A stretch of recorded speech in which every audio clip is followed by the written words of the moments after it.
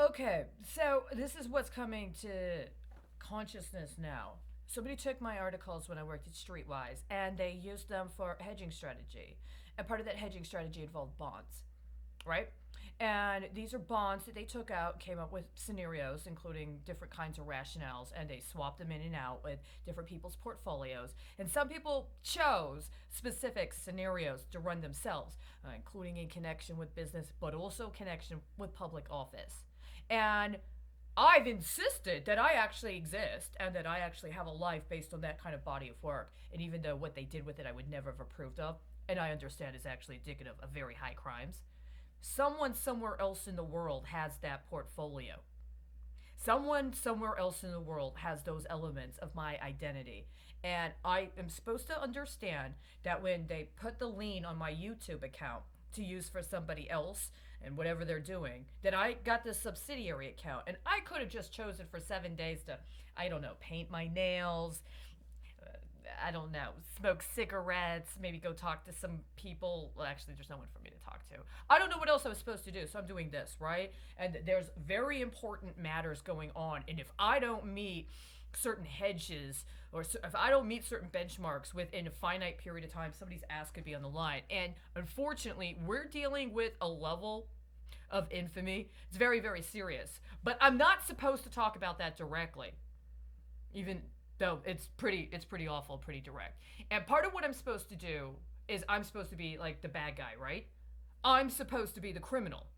And me being the criminal and doing certain things as the criminal and meeting certain benchmarks is kind of like coverage for somebody else. Because if I don't meet it, somebody else that probably doesn't actually have any actual reason to be targeted like that is going to get busted because they need to cover whatever the deal is. Nobody's actually explained this to me. This is pretty much how I understand it. So there's two major things that I understand that were real high profile stuff people like to bank on with my past life in a way that's completely reprehensible, right? And there's some stuff I've been finding that kind of leads to that. I'm leaving out the drugs, including the pharma, and I'm leaving out the kids. Because honestly, that stuff came around a little later, right? What we're talking about is terrorism, and we're talking about sex trafficking. Now, these two things actually happen to go together really well. So I'm going to give you a little overview of what I did today and what I got today. And then I don't really know how much longer we have this evening, but hopefully tomorrow some things are going to clear up. And it's the last day you guys got with this like little Aline. So we're going to have to see how that goes too, right? So we got terrorism and we got sex trafficking, right?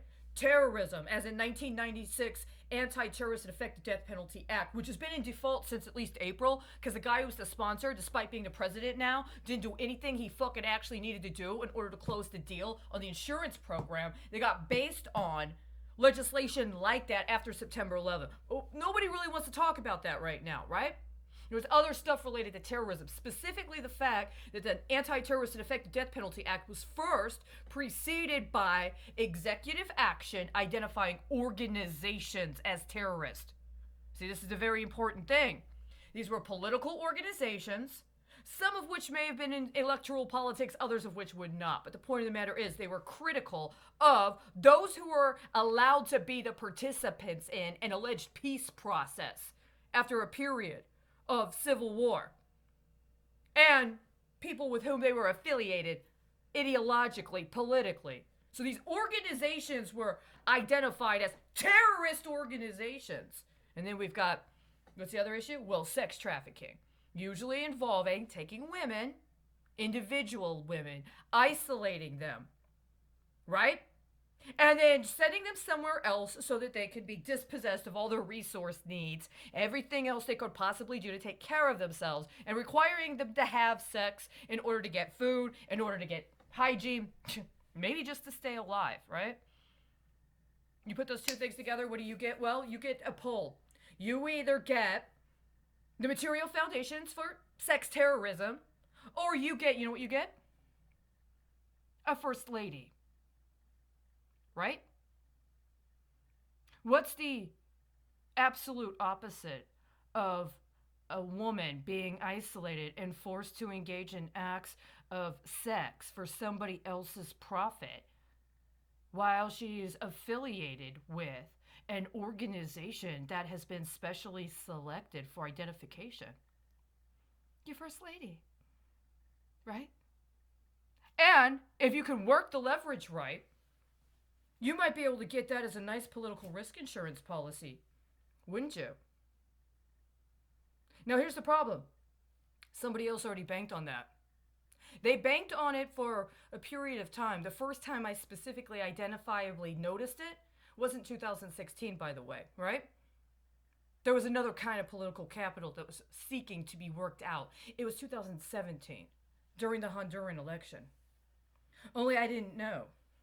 I didn't know that when I was there a year and a half earlier and they kept trying to get me to go seek out this guy they said wasn't married and might be interested in me. I never ended up getting to actually meet him. It just so happened, though, within a year, he's married to a woman who happens to have my birthday, right? She looks different than me. She's younger than me. She's got a name kind of similar to what I thought my grandmother's name used to be honest with you. But that's not the fucking point. The point is, she's the one that got the First Lady Terrorism Risk Insurance, except for the fact that even if her husband actually did get legitimately elected, nobody acknowledged those results. Do you guys remember what happened in 2017 with the Honduran election? Anybody remember? Remember there was vote counting and then all of a sudden the vote counting stopped? Something happened. They had to stop the vote count. Does anybody remember what was going on concurrently in the United States at that time? I do. Did you know that there was a submarine that went missing? Yeah. A submarine from Argentina. It went missing. No. Submarines and women that are submarine captains and nuclear submarines that originally came from one country that were then sent to another country going missing. That has nothing to do with terrorism or sex trafficking, does it? Except it does, right? And then we'd have to go to Germany. But we're not there yet. We're still in Honduras. What happened during the 2017 Honduran election? Well, part of what happened was a lot of different things happened. But what didn't end up happening is that Salvador Nasrallah was not announced as the president of the United States. And hence, all of that First Lady coverage was not available to be appropriately executed at the time, was it? No. But now we're in a very serious situation. You know, with the COVID and all. Because you've heard about these guys. Have you heard about these guys? Did you hear that there was like a president here or a prime minister here? They got the COVID, man. And oftentimes when they got the COVID, they didn't get the COVID alone, did they? That's not how it works. Chances are, if you're married, and by the way, you know, there's a couple heads of state that aren't actually married right now. And they got COVID. Maybe they got COVID. There's actually a head of state who got COVID, and he's not even married right now. But if you are, I mean, you got the COVID, and so did your First Lady. So is this really about having to draw down on your First Lady to cover your ass because you're the one being extorted as the head of state, but the coverage to keep that execution from all those options they set up on your medical treatment, well, that all goes through your First Lady, right?